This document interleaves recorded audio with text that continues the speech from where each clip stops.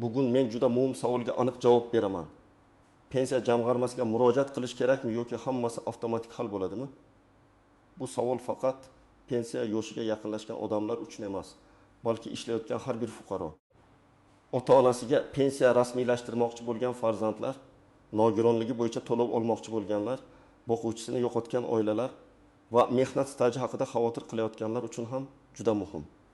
Chunki bitta hujjat yetishmasa, bitta ma'lumot tizimda ko'rinmasa yoki murojaat vaqtida berilmasa, odam oyma-oy olishi mumkin bo'lgan pulni kechiktirib qo'yishi, hatto ayrim hollarda kamroq pensiya olish xavfiga duch kelishi mumkin. Shuning uchun hoziroq kanalga obuna bo'ling, videoga like bosing va oxirigacha ko'ring. Men bu videoda qachon albatta pensiya jamg'armasiga murojaat qilish kerakligini, qachon shoshilmasa ham bo'lishini, qaysi holatlarda elektron tizimlarga ishonib o'tirish xavfli ekanini va amalda qanday qadamlar qilish kerakligini oddiy tilda tushuntirib beraman.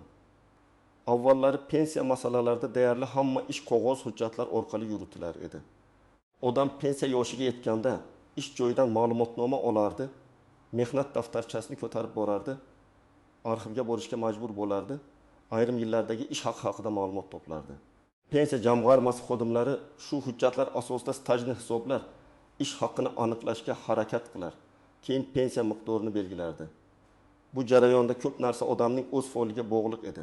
Kim vaqtida hujjat yig'sa, uning ishi tezroq bitardi. Kim beparvo bo'lsa o'ylab yurar edi. Hozir vaziyat ancha o'zgargan. Davlat xizmatlari elektronlashdi. Ish staji, soliq to'lovlari, rasmiy ish haqi, fuqarolik holati, tug'ilganlik, nikoh, vafot etish kabi ma'lumotlar turli bazalar orqali ko'rinadigan bo'ldi. Ko'p hollarda pensiya jamg'armasi odamdan oldingida ko'p qog'oz talab qilmasligi mumkin.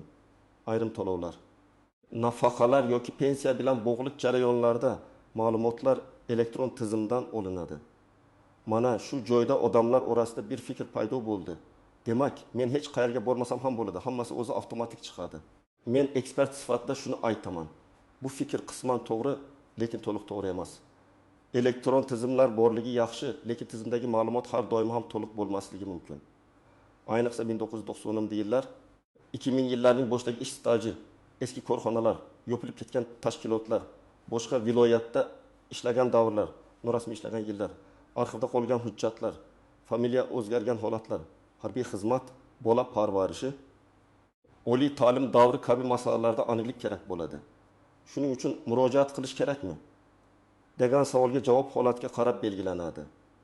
Asosiy qismen nimalarni bilish kerak, kim xavotir olishi kerak. Kim xavotir olmasa ham bo'ladi. Birinchi navbatda pensiya masalasida 3 ta asosiy tushunchani ajratib olish kerak. Pensiya yoshi, mehnat staji va rasmiy daromad. Odam pensiya yoshiga yetgani bilan avtomatik tarzda eng yuqori pensiya chiqib qolmaydi. Pensiya miqdori ko'p jihatdan ish staji va rasmiy daromadga bog'liq. Agar siz yillar davomida rasmiy ishlagan bo'lsangiz, ish beruvchi siz uchun belgilangan to'lovlarni o'tkazgan bo'lsa, ma'lumotlar elektron bazada to'g'ri aks etgan bo'lsa, jarayon ancha oson kechadi. Lekin agar sizning ish faoliyatingizda uzilishlar, norasmiy davrlar, eski mehnat daftarchasi, yo'qolgan hujjatlar bo'lsa, pensiya jamg'armasiga oldindan murojaat qilish juda foydali. Masalan, birinchi oddiy holatni olaylik. Akmal aka 60 yoshga yaqinlashmoqda. U 25 yil davomida bitta yirik davlat tashkilotida rasmiy ishlagan. Oxirgi yillarda uning ish haqi ham, soliq ma'lumotlari ham elektron tizimda bor. Mehnat daftarchasi saqlangan, pasport ma'lumotlari to'g'ri, familiya o'zgarmagan. Bunday holatda Akmal aka uchun jarayon nisbatan oson bo'ladi. Lekin men baribir unga pensiya yoshiga 306 oy qolganda pensiya jamg'armasiga yoki davlat xizmatlari markaziga murojaat qilib, staj va ma'lumotlar bazada to'g'ri ko'rinayotganini tekshirtirishni maslahat beraman. Chunki 25 yil ishlagan odamning 1-2 yili tizimda ko'rinmay qolsa ham, bu pensiya miqdoriga ta'sir qilishi mumkin. Ikkinchi holat. Dilbar opa 54 yoshda yaqinda pensiya yoshiga yetadi. U 1995-2004 yillarda tikuvchilik seksda ishlagan, keyin 10 yil uyda farzand tarbiyasi bilan shug'ullangan, keyin xususiy firmada rasmiy ishga kirgan. Endi savol. Uning 1935-2004 yillardagi ish staji to'liq tasdiqlanadimi? Sex hali ham bormi? Ish haqi qaydnomalari arxivga topshirilganmi? Mehnat daftarchasida yozuv bor, lekin muhr aniqmi? Mana shunday holatda pensiya jamg'armasiga murojaat qilish albatta kerak.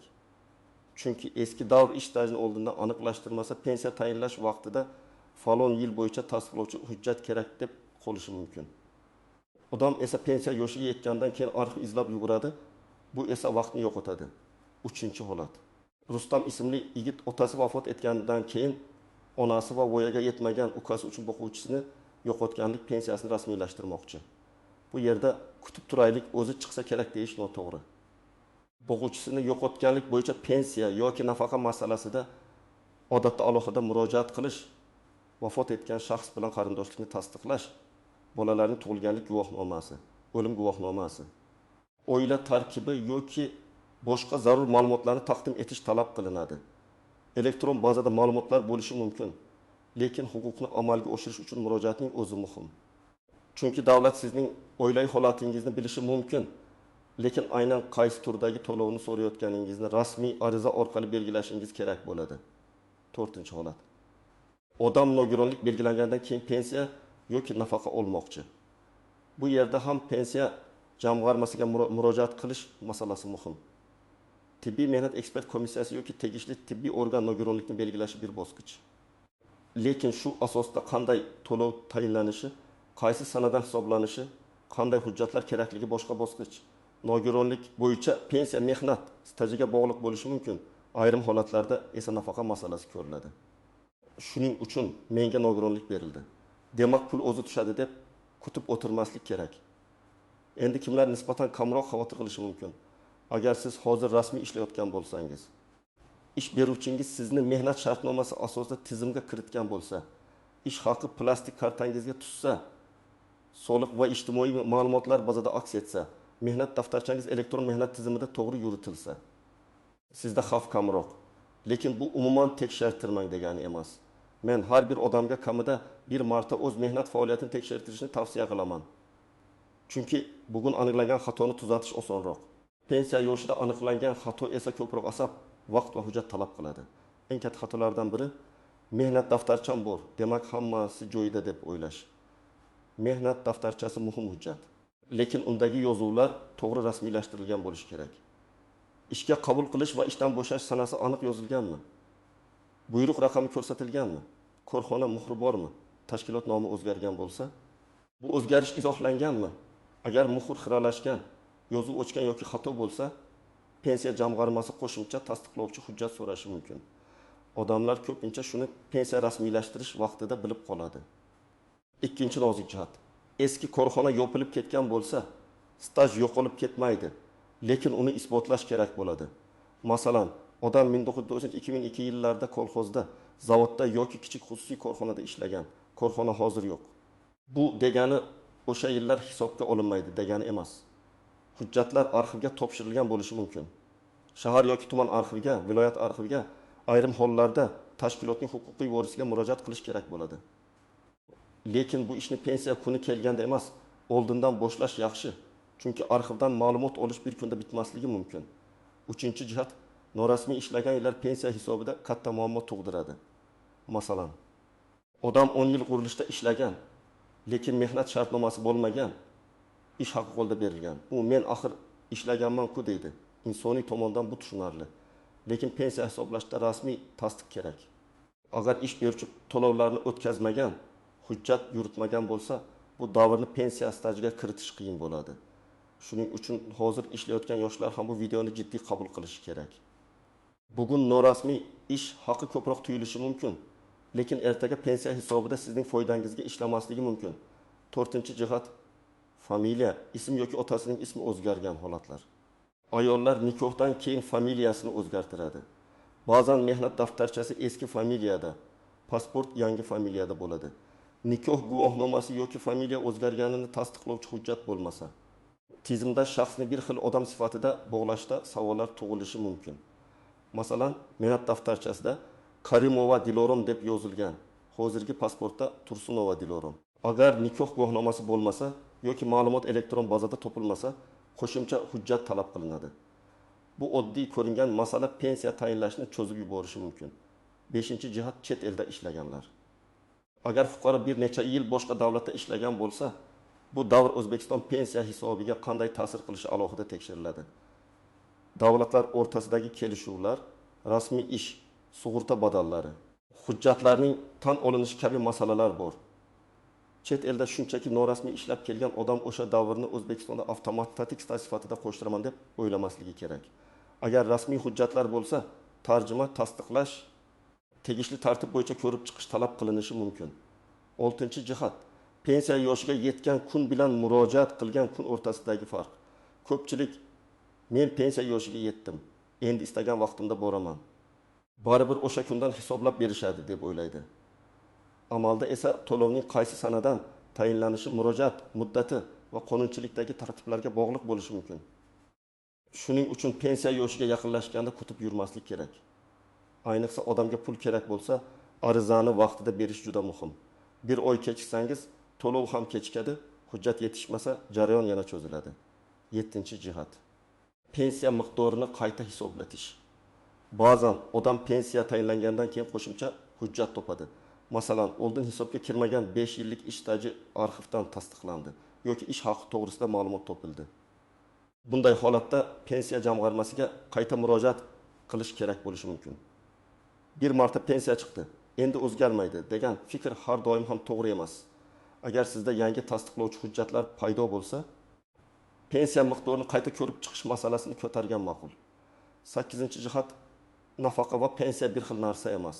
Odamlar ko'pincha pensiya deb hamma to'lovni aytadi. Lekin yoshi bo'yicha pensiya, nogironlik pensiyasi, o'quvchisini yo'qotganlik pensiyasi, ijtimoiy nafaqa, bolalar nafaqasi yoki moddiy yordam kabi to'lovlar turlicha tartibga ega. Har birining sharti, hujjati, murojaat qilinadigan joyi, tekshiruv muddati farq qilishi mumkin. Shuning uchun o'zingizga aynan qaysi to'lov kerakligini aniqlab olish kerak. Endi men sizga aniq qadamlar bo'yicha yo'l xaritasini aytaman. Agar siz pensiya yoshiga yaqinlashayotgan bo'lsangiz, birinchi qadam. Pasport yoki ID karta ma'lumotlaringizni, JSH raqamingizni, mehnat daftarchangizni, diplomingizni, harbiy bilet bo'lsa uni, nikoh yoki familiya o'zgargani haqidagi guvohnomani. Farzandlar tug'ilganlik guvohnomalarini bir joyga jamlang. Hamma hujjatni suratga olib qo'yish ham foydali, lekin asl nusxalar albatta kerak bo'lishi mumkin. Ikkinchi qadam, o'z ish stajingizni oldindan tekshirtiring. Buning uchun yashash joyingizdagi pensiya jamg'armasi bo'limiga, davlat xizmatlari markaziga yoki mavjud elektron davlat xizmatlari orqali murojaat qilish mumkin. Murojaatda shunday mazmunda yozish mumkin. Menga pensiya tayinlashda hisobga olinadigan mehnat stajim va mavjud ma'lumotlar bo'yicha tushuntirish berishingizni so'rayman. Agar siz aniq bir davrni tekshirtirmoqchi bo'lsangiz, masalan, 1996-2007 yillarda falon korxonada ishlagan davrim hisobga olinadimi deb yozing. 3-qadam, mehnat daftarchangizni sinchiklab ko'ring. Ishga kirgan va chiqqan sanalar orasida bo'shliq bormi? Muhrlar bormi? Yozuvda tuzatishlar bormi? Korxona nomi o'qiladimi? Agar shubhali joy bo'lsa, o'sha korxona hanuz ishlayotgan bo'lsa, kadrlar bo'limidan ma'lumotnoma oling. Korxona yopilgan bo'lsa, arxivga so'rov yuboring. Arxivga murojaatda ism familiyangiz, tug'ilgan yilingiz, ishlagan korxona nomi, taxminiy ishlagan davringiz, lavozimingizni yozing. Qancha aniq ma'lumot bersangiz, arxivga topish shuncha oson bo'ladi. 4-qadam, rasmiy daromadlaringiz masalasini tekshiring. Pensiya miqdoriga faqat necha yil ishlaganim emas, ayrim hollarda qanday daromad bilan ishlaganim ham ta'sir qiladi. Agar ish beruvchi sizni minimal maoshda ko'rsatib, qolganini qo'lda bergan bo'lsa, kelajakda pensiya hisobida rasmiy ko'rsatilgan qismi ahamiyatli bo'ladi. Shuning uchun hozir ishlayotganlar ish beruvchidan mehnat shartnomasi, rasmiy oylik, soliq hisobotlari to'g'ri yuritilishini talab qilishdan tortinmasin. 5-qadam, agar pensiya tayinlash bo'yicha ariza bersangiz, ariza nusxasi yoki qabul qilinganini tasdiqlovchi ma'lumotni o'zingizda saqlang. Og'zaki gapga ishonib qolmang. Hujjatimni topshirdim deganingizni tasdiqlaydigan ro'yxat, kvitansiya, elektron raqam yoki murojaat raqami bo'lsin. Keyin jarayon cho'zilsa, aynan shu raqam orqali so'rov berasiz. 6-qadam. Agar sizga rad javobi berilsa yoki stajning bir qismi hisobga olinmasa, darhol tushkunlikka tushmang. Yozma asos so'rang. Nima uchun hisobga olinmadi?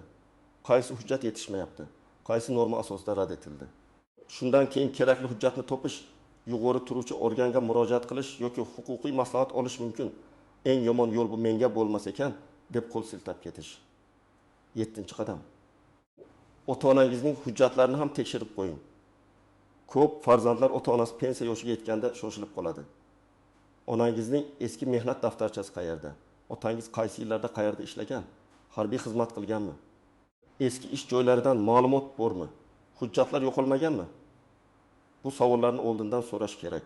Ayniqsa keksa odamlar ayrim davrlarni aniq eslay olmasligi mumkin. Hozir ularning xotirasida bor ma'lumotni yozib oling.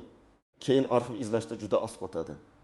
8-qadam: agar siz ijtimoiy nafaqa, nogironlik, boquvchisini yo'qotganlik yoki boshqa to'lov bo'yicha murojaat qilmoqchi bo'lsangiz, aynan o'sha to'lov nomini aniq ayting.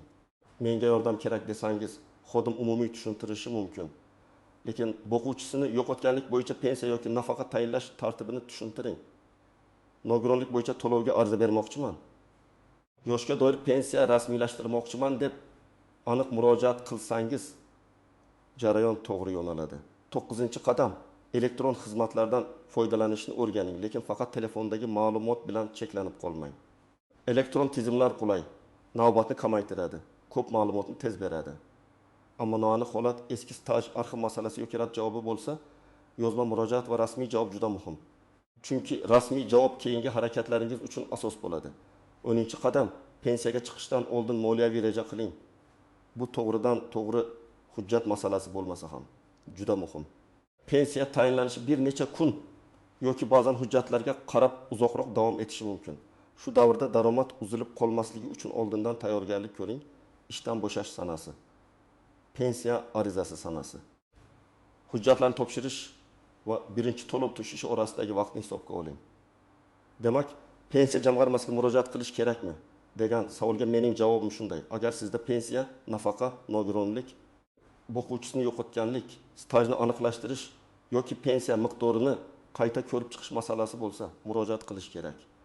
Agar hamma ma'lumot elektron tizimda bor deb o'ylasangiz ham, pensiya yoshiga yaqinlashganda oldindan tekshirtirish zarar qilmaydi. Ayniqsa eski ish joylari, yo'qolgan hujjatlar, familiya o'zgarishi, arxiv masalasi, chet elda ishlash, norasmiy davrlar bo'lsa kutib o'tirmang. Eng muhim fikr. Pensiya bu shunchaki yoshga yetganda beriladigan pul emas. Bu yillar davomida to'plangan mehnat huquqingiz natijasidir. Huquqingiz to'liq hisobga olinishi uchun hujjatlaringiz tartibli bo'lishi, ma'lumotlaringiz tekshirilishi va kerak bo'lsa vaqtida murojaat qilinishi kerak.